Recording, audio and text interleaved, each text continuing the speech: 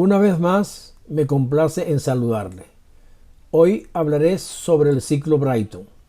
Para comenzar, mostraré cómo funciona una turbina que opera con aire según el ciclo abierto de Brayton. Como pueden ver, una turbina del ciclo Brayton está compuesto por un compresor, una cámara de combustión y la turbina propiamente dicha. Aquí ustedes pueden observar que el aire a presión atmosférica entra en la succión del compresor, donde se comprime adiabáticamente.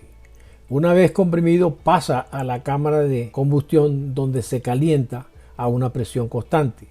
Aquí absorbe toda la energía que le suministra el combustible. Una vez que ya ha sido calentado aquí en la cámara de combustión, pasa a la turbina, donde se expande adiabáticamente, entregando toda la energía que recibió en la cámara de combustión a los álabes de la turbina para hacerla girar. De aquí sigue su camino hacia la salida, donde se escapa a la atmósfera a una temperatura poco superior a la que entró aquí en el compresor y a la presión atmosférica. Ahora vamos a ver cómo se comporta el diagrama PV del ciclo Brayton. Aquí en este diagrama PV pueden ver que están las cuatro isotermas. Aquí está la isoterma de la succión, aquí está otra isotérmica, aquí está la tercera y aquí está la cuarta. Son cuatro isotermas que componen el ciclo Brayton. Entonces, en el punto 1 es donde el aire entra al compresor y se comprime adiabáticamente hasta alcanzar la presión 2. Fíjense que la presión aumenta considerablemente en forma adiabática. Y entonces de aquí entra a la cámara de combustión, donde recibe toda la energía del combustible y alcanza aquí la temperatura de la isotérmica, que es la temperatura 3, que es la salida de la cámara de combustión.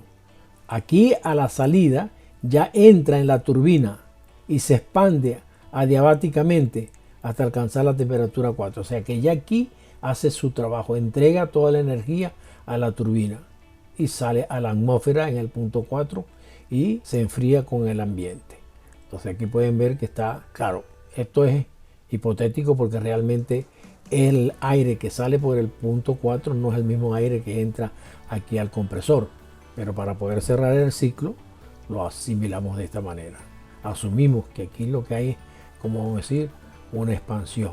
¿Cuáles son las fórmulas que conforman el proceso del ciclo Brayton? Bueno, en el punto, vamos a decir, en el proceso 1-2, como pueden ver aquí está la fórmula para poder calcular el trabajo. El trabajo se calcula con esta ecuación que está aquí. Pero cuando nosotros tengamos una adiabática, como la es la 1-2, que es un proceso adiabático, nosotros podemos relacionar el punto 1 con el punto 2 con la siguiente ecuación. Si nosotros multiplicamos la presión del punto 1 con el volumen 1 elevado a la K, eso es igual a la presión en el punto 2 por el volumen 2 elevado a la K. Nosotros podemos relacionar los puntos de una adiabática con esta relación.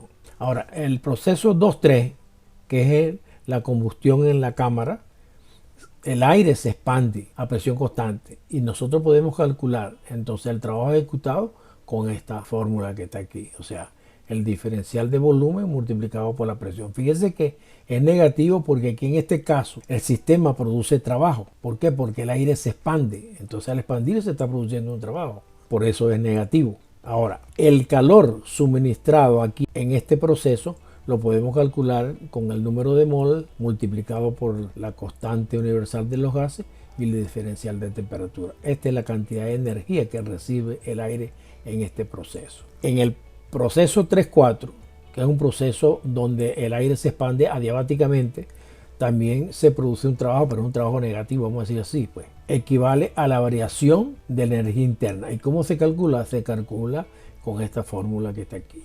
Y repito, como es una adiabática, nosotros podemos relacionar el punto 3 con el punto 4. ¿Y cómo lo relacionamos?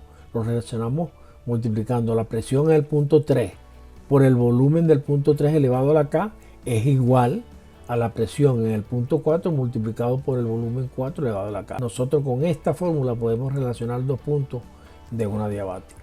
Ahora, el proceso 4.1 es un proceso, vamos a decir, imaginario, porque realmente el aire que sale aquí a la atmósfera no vuelve a este punto, pero para poder cerrar el ciclo lo hacemos así.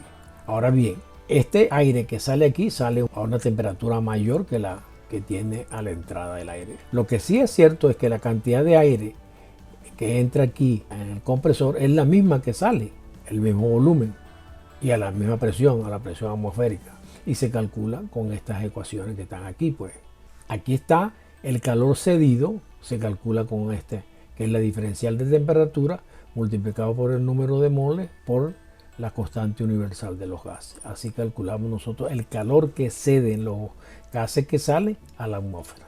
¿Okay? Ahora bien, vamos a ver cómo sucede ese calor agregado y ese calor cedido.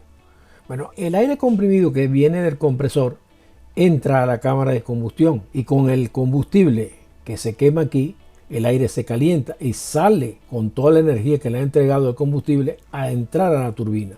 Cuando entra a la turbina, pues entrega su energía, pero todavía le queda parte de esa energía que sale al ambiente. Entonces, ¿cómo se calcula el calor que entra aquí en la cámara de combustión? Bueno, viene siendo el número de moles por el calor específico multiplicado por el diferencial de temperatura.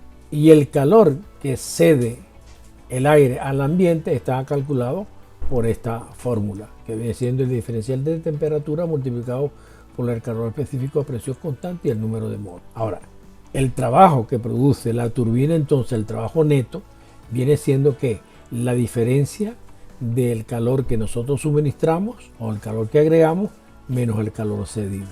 Eso es lo que nos da a nosotros el trabajo neto que ejecuta la turbina. Ahora, ¿cómo calculamos la eficiencia del ciclo Brayton? Bueno, nosotros sabemos ya de antemano que la eficiencia o rendimiento es igual a la salida sobre la entrada. ¿Y qué sale de la turbina? El trabajo neto. ¿Y qué entra? Bueno, le agregamos el calor que le hemos añadido al aire. Aquí está. Pero nosotros a la vez sabemos que el trabajo neto viene siendo Q1 menos Q2 sobre Q1, el valor absoluto, porque esos son, en algunos casos son negativos, entonces aquí es el valor absoluto, porque la eficiencia no puede ser negativa en ningún momento. Entonces, si nosotros vemos matemáticamente, esto lo podemos transformar en 1 menos esta relación, ¿ok? Ya nosotros sabemos que Q2 es T4 menos T1, que es la salida. Y Q1 viene siendo la temperatura 3 menos la temperatura 2. Entonces podemos escribir que la eficiencia en función de la temperatura está dada por esta fórmula. Obsérvenla bien, que viene siendo 1 menos T4 menos T1 sobre T3 menos T2. Ahora, nosotros ya sabemos que P1 es igual a P4 y que P2 es igual a P3. Y ya habíamos hablado anteriormente que en los procesos diabáticos nosotros podemos relacionar los dos puntos que forman la diabática con esta ecuación. P1 multiplicado por el volumen 1 a la K es igual a P2 por el volumen 2 a la K. Y así lo podemos hacer para el punto 3. Pero por otro lado, nosotros podemos escribir esta ecuación, ¿verdad? Que es la ecuación general. Pero particularizando para el punto 3, sería así, escrita de esta manera. P3 por NR T3. Y para el punto 4 es esta que está aquí. Si nosotros de esta despejamos el volumen 3 y de esta otra expresión despejamos el volumen 4, y como ya sabemos que esta ecuación que está aquí la podemos sustituir, el volumen 3 lo podemos sustituir por su igualdad, entonces lo sometemos aquí. B3 lo sustituimos aquí y B4 que está aquí lo sustituimos en esta parte de la ecuación. ¿Y qué nos quedó? Nos quedó esta ecuación completa, que si nosotros hacemos matemáticamente una transposición de términos, porque este se va con este, P3 le puede pasar hacia arriba, entonces nos queda esta ecuación. Esta es la ecuación que se llama la ecuación de la ley de Poisson para el punto 3, 4, que para el punto 1 y 2 la podemos escribir de esta forma. Nosotros podemos llegar a esta fórmula también haciendo la misma relación que hemos hecho para el punto 3 y 4. Ahora, partiendo de la ley de Poisson, si nosotros dividimos la ecuación 1 entre la ecuación 2, nos va a resultar esta ecuación que está aquí. Y aquí si nosotros eliminamos los términos semejantes, porque recuérdate que P3 es igual que P2 y P4 es igual que P1, entonces se puede eliminar. ¿Qué nos queda? Nos queda T4 sobre T1 es igual a T3 sobre T2, de donde nosotros podemos escribir esto en esta forma, ¿ok? Ahora bien, como tenemos esta expresión, matemáticamente nosotros podemos restar un número aquí, el mismo número lo restamos acá, y matemáticamente no hemos alterado. Entonces podemos hacer esto en esta ecuación. ¿Por qué? Porque nos conviene, porque Ya vamos a ver para qué hacemos esto. Si nosotros restamos 1 a esta expresión y 1 aquí, nos queda de esta forma, y luego al efectuar matemáticamente esta operación la podemos convertir en esta ecuación, que viene siendo prácticamente esta misma. Entonces, ¿qué quiere decir? Que nosotros pudiéramos, anteriormente nos habíamos demostrado que esta era la eficiencia que nos daba en relación, en función de la temperatura. Entonces, este término lo podemos sustituir por T1 y T2. Entonces, quiere decir que la eficiencia la podemos escribir en esta forma: la temperatura de entrada al compresor y la temperatura de salida, ¿ok?, del compresor. Generalmente estos datos son datos muy importantes en un cálculo de un compresor.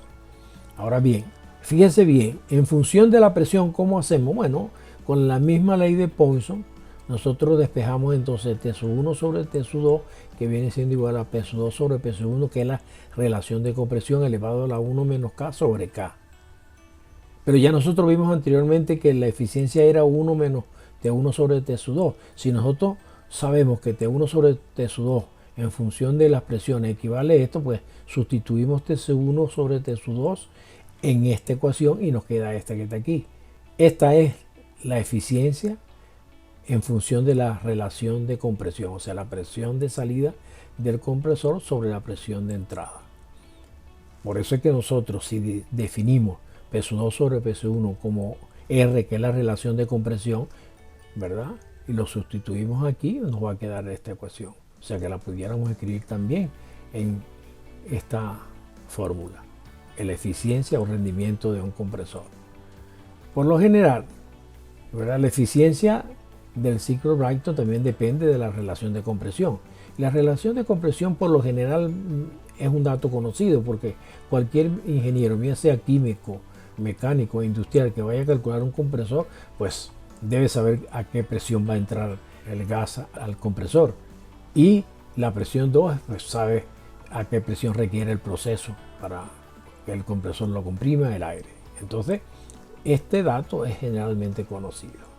Por lo tanto, la relación de compresión es un dato muy importante en cualquier cálculo. Bueno, señores, quiero darles las gracias. Por favor, suscríbanse al canal y no olviden regalarme un like.